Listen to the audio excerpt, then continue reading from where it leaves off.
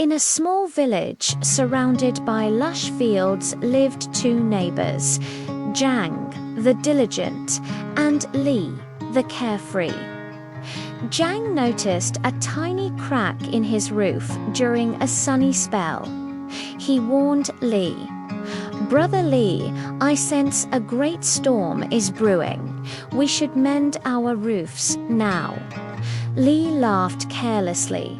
"The sun is shining today. Why worry about rain?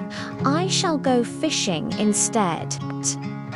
Zhong said no more but quickly climbed his roof, using his prepared bamboo to seal every crack. Days later, the sky turned black, the wind howled, and rain fell in a torrent like never before.